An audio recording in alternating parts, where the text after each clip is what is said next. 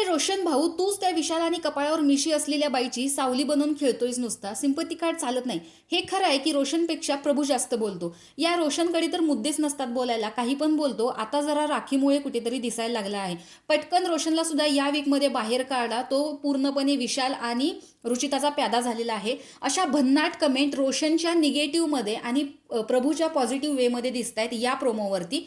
तर ॲक्च्युली या प्रोमोमध्ये रोशनने प्रभूला नॉमिनेशनमध्ये टाकलेलं आहे. तर इथे आपले मुद्दे मांडायचे असतात. तर इथे रोशन म्हणतोय की तू खरं तर शॅडो बनून दिसतोय या घरामध्ये, मला तू काहीच बोलत नाहीस. त्यावरती प्रभूचं म्हणणं आहे की तुम्ही तर खरं विशाल आणि रुचिताची शॅडो बनून मला या घरामध्ये दिसता. तुमच्याकडे बोलायला काहीच नसतं आणि कुठेही तुम्ही बोलत नाही. त्यामुळे ज्यावेळेस रोशन मुद्दे मांडायला जातो तिथे प्रभू त्याला थांबवतो की तुमच्यामध्ये मी बोलत नाही तर तुम्ही माझ्यामध्ये का बोलता.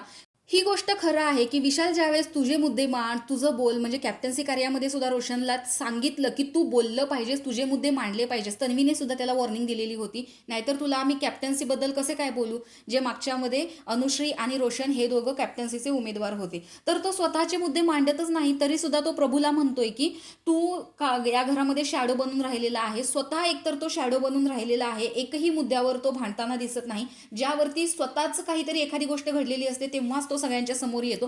तेही त्याला विशालने प्रयोग करावं लागतं आणि रुचिताने सांगावं लागतं की या गोष्टींवर तू बोललं पाहिजेस तरच तू काहीतरी दिसशील, नाहीतर ते तुला ग्रँटेड धरतील. तेव्हा तो कुठेतरी त्याच्या तोंडावरची माशी उडते. असा काहीसा गेम रोशनचा या घरामध्ये चाललेला आहे आणि तो एक सिंपती कार्ड खेळण्याचा प्रयत्न करतोय, जे प्रेक्षकांना देखील आवडत नाहीये. त्याच्यापेक्षा प्रभू इथे पॉझिटिव्ह दिसतोय.